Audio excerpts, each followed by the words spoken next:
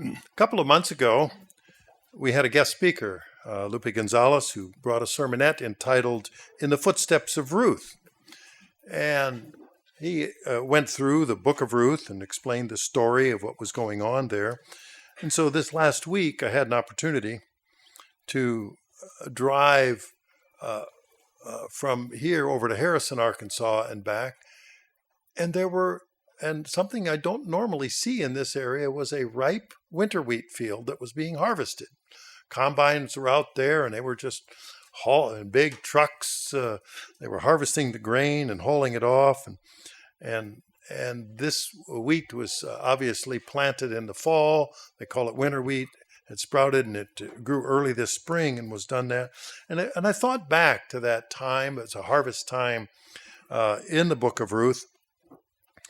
And of course, if we took a look at why there was a book of Ruth, and we've recently covered the story about the 5 women in the book of Matthew who are in the genealogy of Christ. And if we look through Matthew 1 and we read that, and we read about Tamar and Rahab and Ruth and Bathsheba, and then on to Mary, and we read about those, but there is someone who is not listed there who is integral to the story, to this entire scenario. So we have the 5 women, and we can't help but wonder why those 5 women are there when others were not listed. And there are so many other good ones that could have been in there. But of course, as we reviewed in the recent message, that, well, under ordinary circumstances, they wouldn't have been there. There was something that was unusual that caused them to be there. Well, just as we recently heard about the message from Mr. Gonzalez about In the Footsteps of Ruth, today I want to talk about In the Footsteps of Naomi, which would be Ruth's mother-in-law. It was just here a month ago that we had Pentecost, and the theory is that God delivered the tables of stone engraved on the 10 Commandments and then delivered them to Moses on Mount Sinai, presumably on the day of Pentecost. And it's a long-standing tradition, that Hebrew tradition, that the book of Ruth then was read on Pentecost just 1 month ago.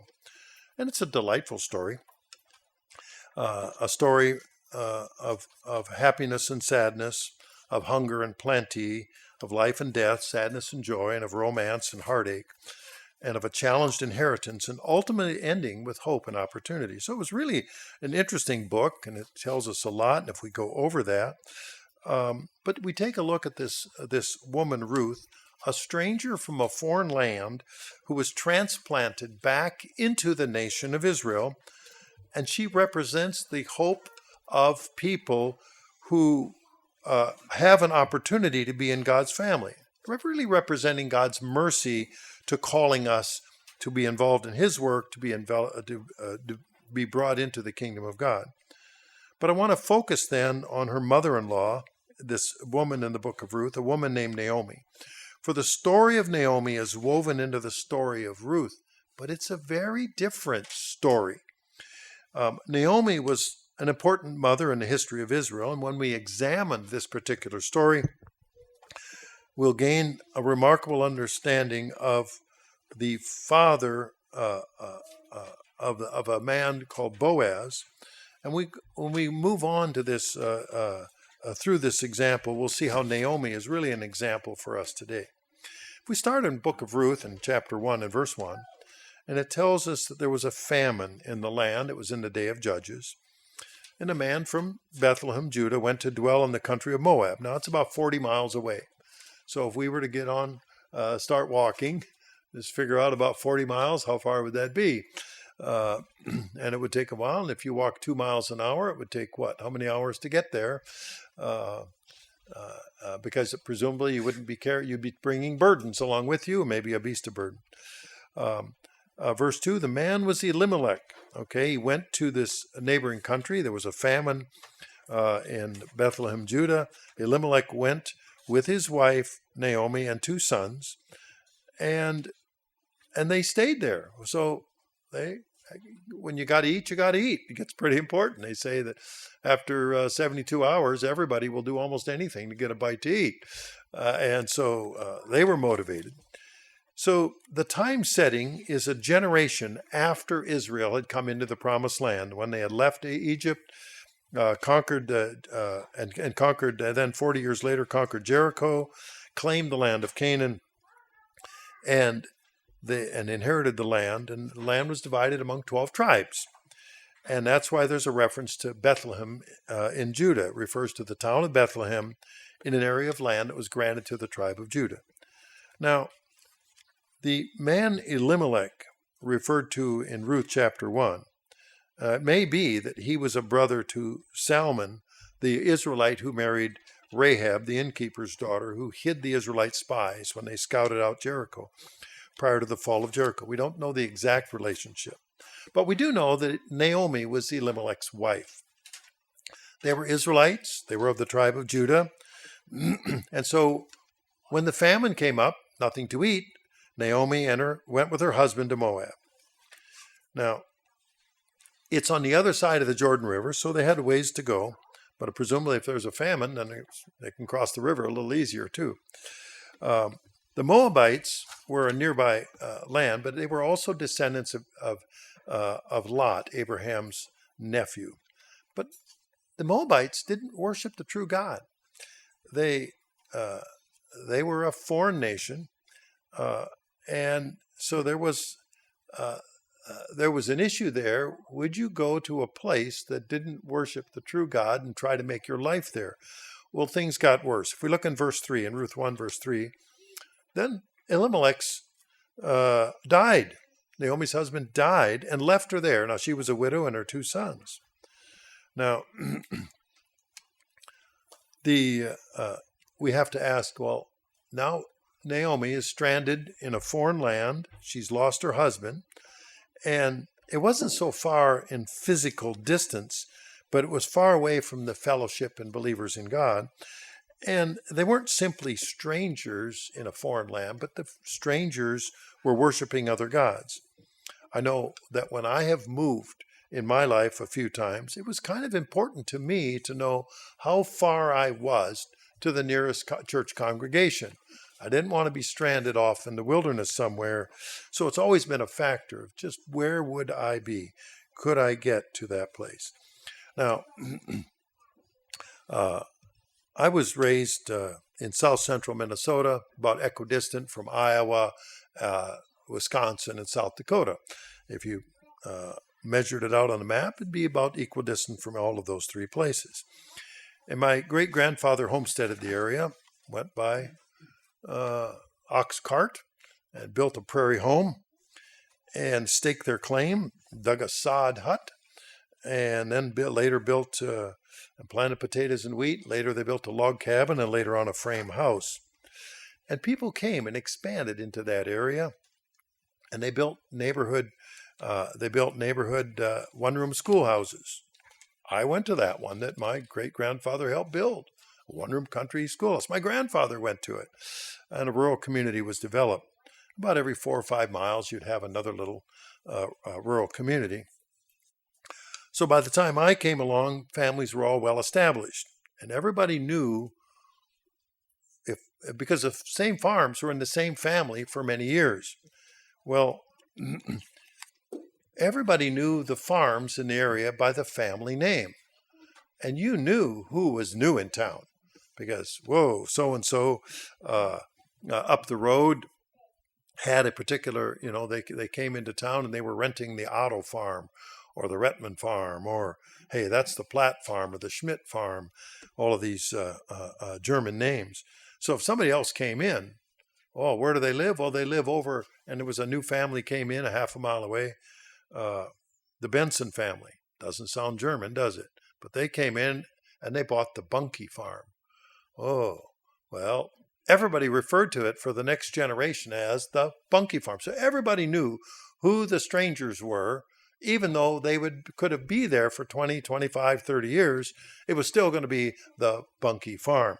Even today, we'll refer to that now, 50, 60 years later, as the Bunkie Farm. But now people are grudgingly calling it the Benson place after they're getting used to it. So I imagine it's like that in Moab too. They knew who the strangers were. They knew who the new kids on the block are and so forth. They were strangers because they weren't born there. So I can imagine that's the way it worked in Moab as well.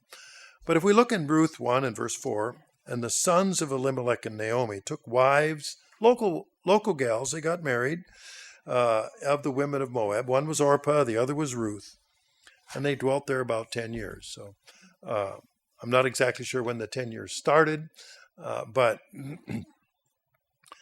we know that Naomi was gone from Bethlehem, Judah for a long time. Now, and the sons didn't go back. They didn't go 30, 40 miles back to get wives from their homeland or the tribe. They married the local gals, which is not uncommon to marry the people that are in your neighborhood back when your feet were the primary method of getting around. I know that when my family was homesteading in the area, there were 6 Martens, 3 boys and 3 girls, and 3 of those siblings married 3 siblings from another family, a Platt family. So you had 2 Martens boys and a Martens girl married, 2 of the Platt girls and 1 of the Platt boys. Why? Because they were the neighbors. They had known each other. They were 3 miles apart. That's who they knew at the local school. So they married people that they knew. And of course, that produced 3 sets of double cousins. I remember as a kid sitting at my grandparents' table, and I realized that those were my grandfather's cousins, also sitting at the table, that all 3 were cousins to each other, but they all had, and their parents were as at the same gene pool, all one set of grandparents there. And I'm going, this is what I'm going to look like when I'm 70 years old. I now twitch a little bit when I see their pictures, and now that now that I can see myself for those what they call double cousins. So you can see the people in that neighborhood that grew up that way. And the sons but married the local gals. Now, I don't suppose that Elimelech and Naomi thought about that ahead of time. They didn't make other plans, but Elimelech did die and left Naomi with the 2 boys. In Deuteronomy 7, in the verses, in Deuteronomy 7, verses 1 through 7, the instruction is when you go into the land, don't make covenants with them, don't make agreements, and don't make marriages. In verse 3, don't make marriages with them. Don't give your daughter or son to them, or take their daughter for your son, for they'll turn your sons away from following me to serve other gods. Well, this is a kind of an important principle. You don't want to be taken away from the truths of God by a potential mate. And so they'd said, don't marry outside the nation of Israel, or that would pull them away. And indeed, that's happened again and again as we read through the Bible. So we read that this is a caution. But so when we read the story of Ruth, and with Naomi's husband Elimelech dead, the sons didn't have their father to arrange a marriage for them. So otherwise, the father would have been able to arrange marriages. In fact, that was pretty common, where the parents arranged marriages for their children. In fact, indeed, it's common in many places around the world today. Not the Western world, not in America, but it is in many parts of the world that marriages are arranged. So it didn't happen then, so they took local gals to be their wives. And if we take a look then in an odd circumstance in Ruth 1, in verse 5, both of the sons died. Well, now we have Naomi as a widow, and her 2 daughters-in-law became widows. Now you have 3 widows, and now this is a really awkward situation. And of course, if we look back on Deuteronomy 7 and verse 4 that we just read, the implication is that both sons died suddenly. They did what they shouldn't have done. They didn't have God's protection. In any event, they died. So now you have this tragedy piled upon tragedy for Naomi, because now she was bereft of even her sons in a strange land. There's no Social Security check that's going to come her way each month, no survivor's benefits from a life insurance policy, no relatives to look after her. Naomi was in a predicament. So what do we read in Ruth in chapter 1 and starting in verse 6? So she arose with her daughters-in-law. In other words, they were apparently in close contact, and that she might return from the country of Moab, for she heard in the country of Moab that the Lord had visited his people, meaning back in Judah, and given them bread. Therefore she went out from the place where she was, and her 2 daughters-in-law with her, and they went on their way to return to the land of Judah. You see, Naomi was making the best decision she could under the circumstances. And she knew that she would receive at least some care among her relatives back in Bethlehem, among the people whom she knew and would be accepted. And she recognized that unless she left Moab, she was otherwise stuck in a foreign land among strangers that worshiped foreign gods. Now, if we imagine ourselves and we're off somewhere and all of a sudden we're bereft of people that we know without a means of support in a strange place, it would be very awkward. So what does Naomi say to her daughters-in-law in Ruth 1, verse 8?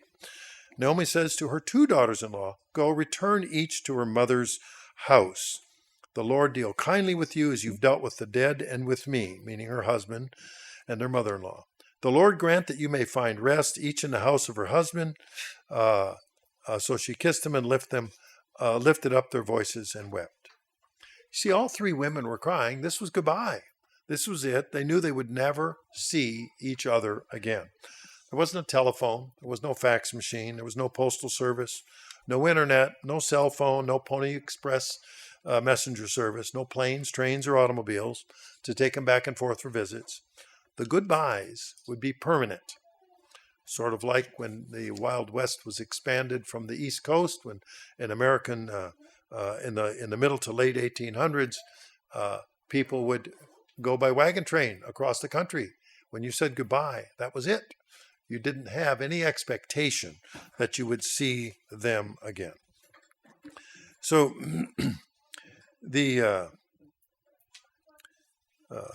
in the case of Ruth and Orpah, when in verse 8, when Naomi said, "Go back to your mother's house," it's possible that their fathers were also dead, because it didn't say go back to your father's house, because normally they would go back to their father's house under those circumstances.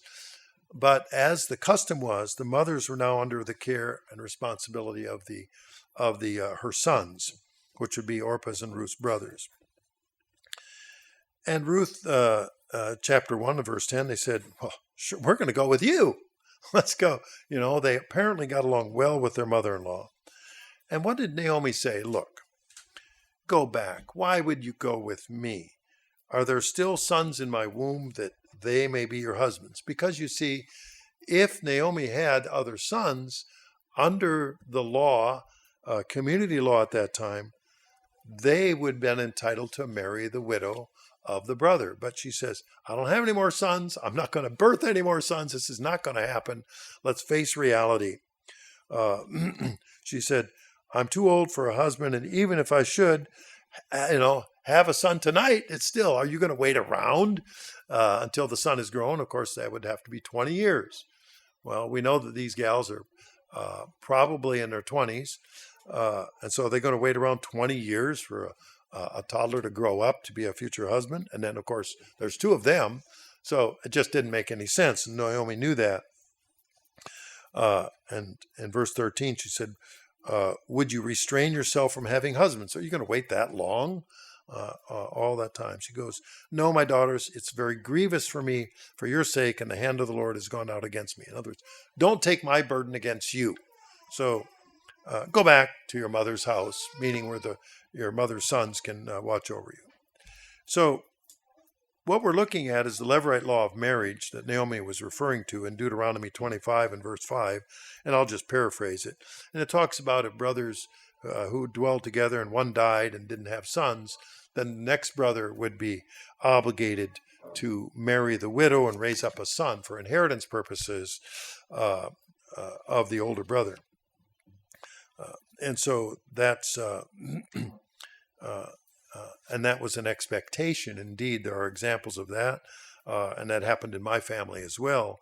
When my grandmother's husband died, and and they had two little kids. She was a 23-year-old widow, had a little girl, had a little boy, and it was a result from a slight farm accident. And that little boy was my dad, and his father was just a small break in the skin, but he got blood poisoning and he was dead in 3 days from sepsis. Boom, left a young widow. My dad's first steps at 10 months of age were on the day his dad was buried. Well, this is a problem, because now you have two brothers that were farming together, a married brother and a bachelor brother, but the farm was jointly owned. And there was no will, there was no disposition. So what are they going to do? And my great-grandfather dearly loved my grandmother, his daughter-in-law, and he explained the law and said, the bachelor brother owns half of the whole farm, and the widow doesn't get the other half because there's no will. The widow gets a quarter, and each of the kids get an eighth. So he said, the thing to do, and it's a scandal. You've got a single brother living upstairs and a widowed living downstairs with two little kids. He said, the only way you're going to solve this problem is you need to marry the farm back together again, because that was a cultural expectation. And they did. I didn't know this till I was a teenager. So Grandpa was actually my grandfather's brother. Same name. Everybody looked like family, all the same relatives. Surprise, surprise, surprise, when I'm here 13 or 14 and I'm finding all this out, reaching the age of awareness. So the expectation was there was a reason for marrying back together. And of course, my grandpa, or really great uncle, and my grandmother went on to have another son. And I only caught strange remarks about this from a neighbor, old neighbors who says, it's just a marriage of convenience. I had no idea what they were talking about. So I can see that these sorts of things have happened around the world for a long time.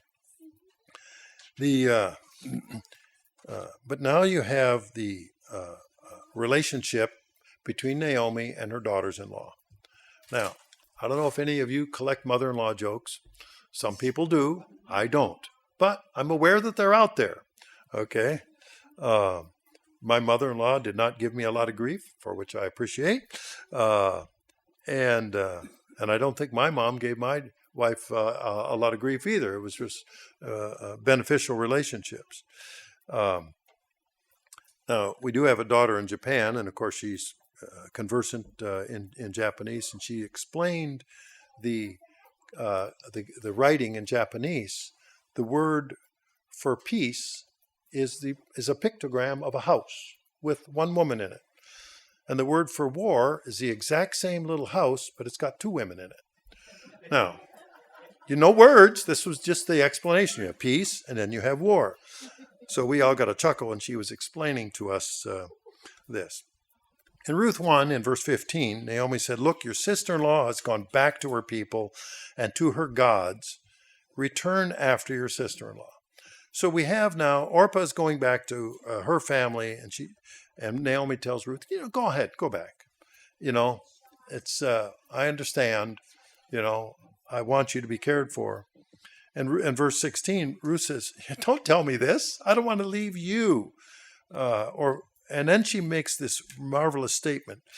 I don't want to turn back from following you, for wherever you go, I will go. Wherever you judge, I will judge. Your people shall be my people, and your God my God. Where you die, I will die, and there I will be buried. The Lord do to me, and more, also if anything but death parts you and me. This is really the model of commitment that we make to God when we're converted and are baptized. We make this same pledge of faithfulness to God as modeled by Ruth's commitment to Naomi. And Ruth, chapter 1 and verse 18, when she, meaning Naomi, saw that she was determined to go with her, she stopped speaking to her. In other words, quit trying to convince her. It was useless because Ruth was committed. And this is the lesson that's often emphasized at the Feast of Pentecost, that we're to welcome those who choose to obey God, who want to follow God and bring God's ways into their life. And so in verse 18, Naomi quit trying to convince Ruth to go behind or go back to Moab. But Ruth was determined to follow Naomi. And we read in verse 19, Ruth 1:19, now the two of them, Ruth and Naomi, went until they came to Bethlehem. And when they came to Bethlehem, all the city was excited of them. And the women said, is this Naomi? Well, it had to be quite a stir. Now we know it's more than 10 years. Okay, so that much we know. Isn't that the way it is sometimes? Somebody you haven't seen for a long time, and you're looking, because people change over time.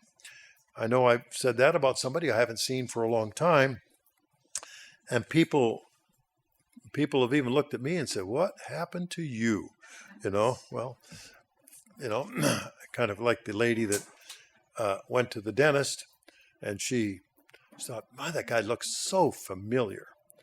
I really, I know this guy from somewhere," and she finally figured it out, and she goes, "Where did you go to high school?" And sure enough, it was the same high school she went to, and she says, "Oh, I went there too." And she thought, boy, the old dentist is looking pretty decrepit, and the dentist says, "What did you teach?" So his impression of her was similar to her impression of him. So people change over time. It was a surprise. Ruth, chapter 1, verse 20, she says, "Don't call me Naomi," which means pleasant.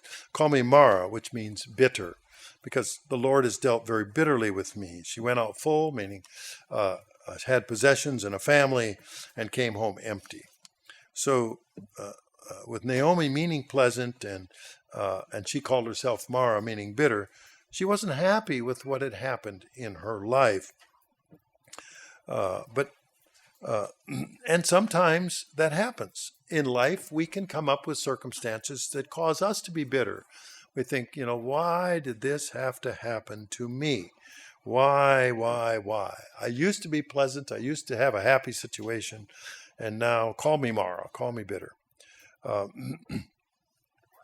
And in Ruth 1 and verse 22, we have Naomi and Ruth came to Bethlehem at the beginning of barley harvest, so grain harvest. And that's what I was thinking about as I watched the combines sweeping through the field and dumping the grain this week into the trucks. We go to Ruth 2, chapter 2 and verse 1. There was a relative of Naomi's husband, a man of great wealth, of the family of Elimelech. His name was Boaz. Now, the word relative in other translations will be called kinsman redeemer. In other words, who can exercise the Levirate principle. So Ruth the Moabitess said to Naomi, "Let me go to the field and glean the heads of grain after him in whose sight I might find favor." Because Naomi says, well, that's a relative of her husband, meaning the dead man Elimelech. So he has some obligation to look after us. Let us glean in the field. And so Ruth, verse 3, went and gleaned in the field. And then we read on in Leviticus 23, and I'm not going to turn there, but it's in verse 22, about when the Israelites were harvesting their land, they said, you leave the corners, okay, for the stranger and the fatherless and the widow and so forth. In other words, you don't have to get every scrap. Let that be for the people who don't otherwise have the land to be able to harvest. And so what do you suppose Boaz did? If we read in Ruth chapter 2, and of course we know that Ruth is out there gleaning in Boaz's field. In verse 5, Boaz said to his servant who was in charge of the reapers, "Whose young woman is this?" In other words, caught his eye. what's going on here? She's pretty young to be a widow, and yet she was. And so the servant who was in charge of the reapers says, well, it's that Moabite woman, because everybody knows everybody, remember, in all the neighborhoods, who came back with Naomi from the country of Moab. And so Boaz didn't forbid Ruth from gleaning, but he made arrangements for her safety by inviting her to continue to glean from his field. In verse 8, Ruth 2, verse 8, listen, my daughter, will you not? Do not go to glean in another field, nor go from here, but stay close by my young women, meaning the other gals whom he was looking after or responsible for. Let your eyes be on the field which they reap and go after them. Have I not commanded the young men not to touch you? In other words, leave you alone so you can be productive and gather what you need to for your mother-in-law. He says, when you're thirsty, go to the vessels and drink from what the young men have drawn. In other words, he was making provision for Ruth.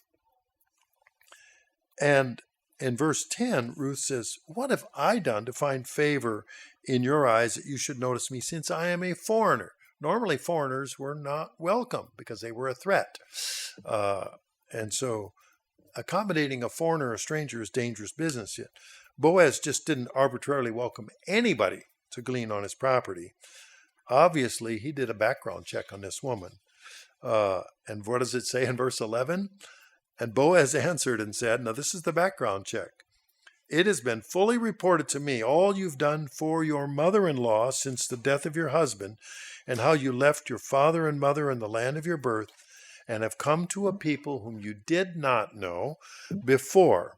The Lord repay your week, and a full reward be given to you by the Lord God of Israel, under whose wings you have come for refuge.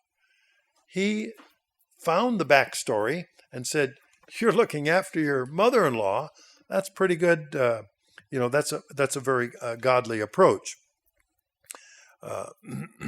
And so Ruth was appreciative of that in verse 13. And verse 14, Boaz invited Ruth for a meal. He says, come and eat the bread with him.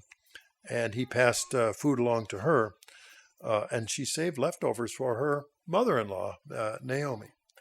So if we continue on then in verse 15, Ruth rose up to glean. Boaz commanded his young men, let her glean among the sheaves. Don't just not around the edges and whatever's dropped. Just let her go in whole hog and have it, as it were. Probably a bad expression, whole hog, right? But in other words, just let her take whatever she will. And so when she went into the city and her mother-in-law saw how much she had gleaned, it was dramatic. It was a lot that she could go and harvest. Now, did they give it to her? No. She had to go work for it. She had to provide for herself and her mother-in-law. And Naomi said, blessed, in verse 20, be he of the Lord who has not forsaken his kindness to the living and the dead. And Naomi said to her, the man is a relation of ours, one of our close relatives. So you have this advice now coming in Ruth chapter 3, where Naomi is giving advice to Ruth and said, basically she's explaining how you're going to capture this guy's heart. In verse 3, wash yourself, anoint yourself, put on your best garment, but don't make yourself known until he's done eating and drinking. And then go uncover his feet and lie down, and he'll tell you what to do. It's going to scare the daylights out of him. That's what's going to happen. It shows up, and she said, okay, I'll do it. She followed her. Now, and of course, in Ruth 3, and she laid down on the threshing floor. The guy was sound asleep and woke up in the middle of the night. It says, Ruth 3, verse 8, happened at midnight. The man was startled and turned himself there, and there's a woman lying on his feet, and said, who are you? Now, obviously, they didn't turn the light switch on. Who are you? And she said, I'm Ruth, your maidservant. Take your maidservant under your wing, for you are a close relative, marrying the word kinsman redeemer. In other words, you have the right as a kinsman of my husband to be my new husband. Now, he already knows who she is. So then we read on in verse 10. What does Boaz say? Blessed are you of the Lord, my daughter, meaning female, as it were, household member. For you've shown more kindness at the end than at the beginning, that you didn't go after the young men, whether poor or rich. In other words, she wasn't out terry-hooting around. She was being responsible. And now, my daughter, do not fear. I will do for you what you request. All the people of my town know that you are a virtuous woman. Whoa. So people talk. They know who is being responsible and who is not. They have a, now, what if she weren't that way? What if it were the other way? What if she was bringing in, still worshiping the foreign gods, speaking ill of the tribe of Israel or of tribes of Judah, disregarding God and the laws of God? But she wasn't. She was called virtuous. And so he said, well, stay there tonight, and in the morning, he said, there's another relative closer nigh, verse 12. So, not going to send her out in the middle of the night. It's all dark. So he said, and in the morning, he said, get up and leave before anybody can see you, because this is awkward and embarrassing. And it's appears to be, he said, there's somebody else that's ahead of me, that has a right, a prior right of refusal or right of redemption. And so, and that explanation is the right of redemption is really a property right. Who has the right to purchase a piece of property? And you can have what we call the right of first refusal in real estate. So if somebody else has the right to buy the property, you can give up that right for a price or give it away, whatever you wish, so somebody else can do that. My father had the right to buy a piece of property many years ago, and he decided that he would not exercise that right of first refusal. He turned it over to me. So I bought the property in his name. I exercised it. I could do that and did that. That was a long time ago already. But it worked. And so here we have something similar. And he said, somebody else has first right of refusal. And of course, and so Ruth goes home, and what does she tell Naomi? And she brings home all this grain that she has hauled. And Ruth 3 and verse 18, Naomi says, sit still, my daughter, and you will know the matter how it will turn out. For the man will not rest until he has concluded the matter this day. And I had to sit down and laugh like crazy, because she obviously knew men. And that guy was obviously motivated. If the young lady was interested in him, he was interested in her. He was going to resolve the issues that day. You could see the hormones were running hot. He was going to take care of it one way or another. And Ruth 4, with verse 1, Boaz went to the gate, and the gate is where official decisions are made. And he sat down, and that's where the close relative that Boaz had spoken of had came by. So Boaz says, come aside, friend, meaning he's also a relative. Sit down. And he explained, and with 10 men, elders of the city. Now, this is where contracts are made at the gate. And he said, Naomi came back from Moab, sold the land before she left, meaning Elimelech. What happens is, if you take a look at the way that the ancient Hebrew economic system was set up, when you sold land, you only sold it until the next Jubilee year, every 50 years. You only sold the number of crops for the value for the number of crops until the Jubilee year. So you're really buying or selling how many crops that there are left, and then it reverts back to the family that had it originally. So the land always stayed in the family. And so what did Boaz tell the relative? He said, I thought to inform you, verse 4, buy it back in the presence of the inhabitants and the elders of the people. If you will redeem it, But if you don't, then don't redeem it, then tell me that I may know, for there's no one but you to redeem it, meaning first, and then I'm after you. And the guy says, sounds like a plan. I'll redeem it. I'll be the next, since Elimelech and his sons are dead. Now, this goes back to the right of first refusal. Now, and then Boaz says, oh, by the way, and let's look in Ruth 4 and verse 5. On the day that you buy the field from the hand of Naomi, you must also buy it from Ruth the Moabitess, the wife of the deceased, to perpetuate the name of the dead through his inheritance. Whoa. So there's a glitch here somewhere. This isn't exactly a clean transaction. He's thinking in verse 6, the close relative said, I can't redeem it for myself, lest I ruin my own inheritance. You go ahead, redeem the right of redemption for yourself, for I cannot redeem it. Well, the unnamed man was worried that by marrying Ruth the Moabitess would upset his own lineage. His first son then would be legally the inheritor of Elimelech and Naomi. And so, now, why is that important? Because the firstborn son, according to the law of primogeniture, the firstborn gets a double portion.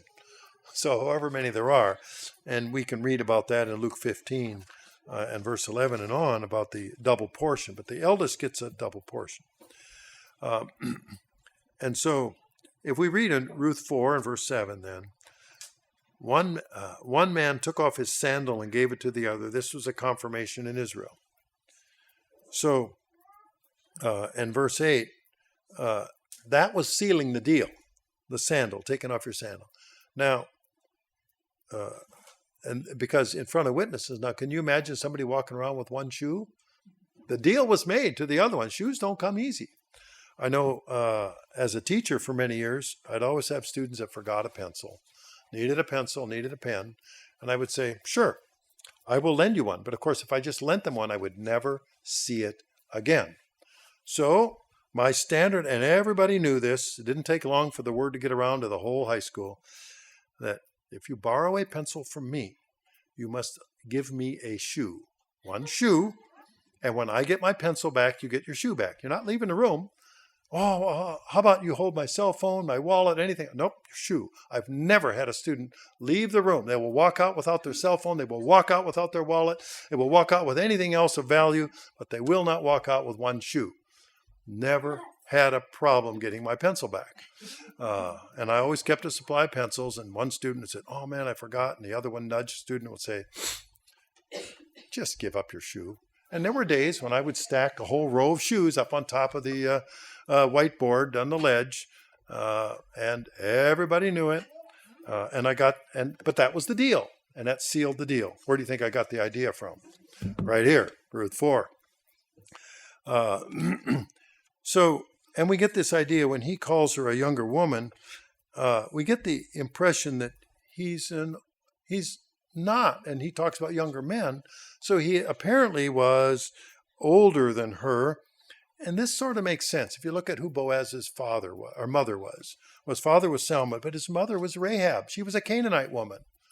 Well, in a world of arranged marriages, and you had an option, would you marry off your daughter to somebody who was the son of a Canaanite woman or son of another Israelite? So I can see some apprehension going on here. It's probably also why he was somewhat wealthy, because he wasn't spending money on other people. But so if we take a look here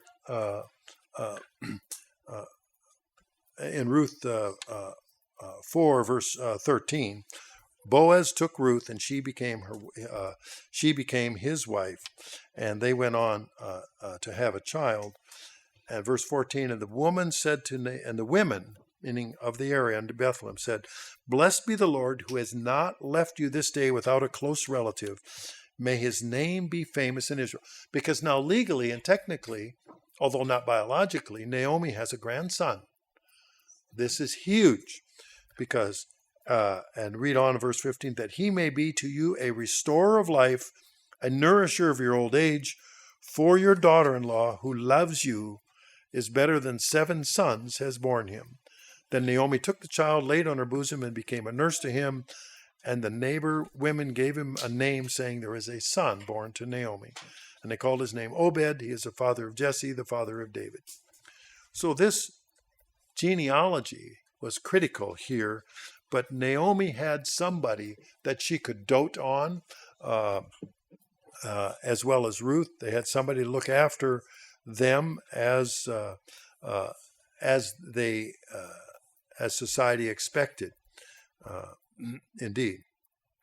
So, what are the lessons that we normally listen to from the book of Ruth? What are we supposed to bring from all this? First of all, God calls whom he will into the knowledge of the truth. In John 6:44, no one comes to me unless the Father who sent me draws him, and I will raise him up at the last day. Now, Orpah had the same opportunity. She went back. Ruth went forward. Secondly, we are to welcome those who respond to God's calling. In John 13, verses 34 and 35, where Jesus said, a new commandment I give to you, that you love one another as I have loved you, that you also love one another. And by this you will know that you are my disciples, if what? If you have love one for another. So when somebody comes in, they're new, we're to love them, even if they don't have the same background. Third point is, in Romans 14:13, we don't need to be a stumbling block to those who are responding to God's calling. In Romans 14, verse 13, let us not condemn one another, but rather resolve this, not to put a stumbling block or a cause to fall in our brother's way. If they are coming into our family of the truth, then let's not make it hard for them. Let's make it easier for them. Point 4, we're not only to recognize those whom God are responding to God's call, but to love and care for them, and of not just avoiding putting a stumbling block, but we're to actively participate in being helpers of their joy. We read 2 Corinthians 1, verse 24, and 2 Corinthians 1:24. Not that we have dominion over your faith, but are fellow workers for your joy, for by faith you stand. Isn't that a wonderful thought? That we can all be fellow workers for each other's joy. We can be full participants to helping others. So let's take a look and summarize the life of Naomi. And in some ways, I'll try to correlate it to our lives. And this, from all appearances, Naomi in her life always tried to do the right thing, but tragedy continued to strike her. First of all, she married within the faith, in the tribe of Judah, had 2 sons, but a famine arose. They were hungry. Secondly, she followed her husband, even though he took her to a foreign land. She was faithful to her husband, dedicated to her children. Third, her sons married outside the faith, outside the tribes of Israel, in that foreign land. But even so, point 4, Naomi did her best to have a good relationship with her daughters-in-law, and they both clearly loved her. They respected her, they wanted to be with her, and one of those clung to Naomi so much, that would be Ruth, moved to a distant land with her. And how many mothers-in-law have that especially close relationship with their daughters-in-law? When Naomi was widowed and left bereft also by the death of her sons, there was no one left to care for Naomi in Moab. She decided to go back to Bethlehem. And point 6 of her life, on the lifeline, Naomi actively guided her daughter-in-law Ruth in the ways of the nation of Israel. She taught her about God, she taught her about the customs and what the expectations were. And it was through then, point 7, Naomi's husband's kinsman, Boaz. Naomi was able to have a legal son to claim her husband's inheritance and care for Naomi and Ruth in their old age. You see, Naomi suffered from a famine, and God used the perseverance of Naomi to bring Ruth into the fellowship of Israel. God used the good example of Naomi to show it was possible for Ruth to become converted to the true God. And God preserved the story of Ruth and Naomi in that book of the Bible as an example for all time. In fact, the story is so important that the physical lineage of Christ was recorded as coming through the union of Boaz and Ruth. That marriage was made possible then by God and facilitated by the love and diligence of Naomi. So now let's ask our questions. Are we following in the footsteps of Naomi? Each one of us can ask, we've spent years and years doing what we know to be right. We go to church, we keep the Sabbath, we keep the annual holy days, we pray, we fast from time to time, we tithe, we follow God's dietary laws. We do our best to show love to our families and our brethren and our church and our neighbors and being good stewards of the blessings that God has given us. And like Naomi, we did what we were supposed to do, even if we do it imperfectly. But not everything always turns out well. Did we start out being pleasant, which is the definition, or that's the word explaining Naomi, and later become bitter, which Naomi called herself Mara, when hard times came upon us? So if we ask ourselves then, are we doing everything God expects of us? Are we living patient and godly lives in such a manner that others who may be strangers to God are so taken by our example that when they want to leave, that they want to leave their gods and seek the true God? Look at the qualities that Naomi demonstrated, that we might be like her in her influence upon others. And the example of Naomi causes us to consider how to be prepared to welcome the future Ruths into our lives, that we can be prepared to bring those who were once strangers, to welcome them into our congregation, to make them part of our families, to love them as God has loved us and brought us into his family. Without a loving and caring Naomi, it's hard to imagine that there would have been the book of Ruth. So for our benefit and the benefit of the work of the living God, let us do our part to be the best type of Naomi that we can be.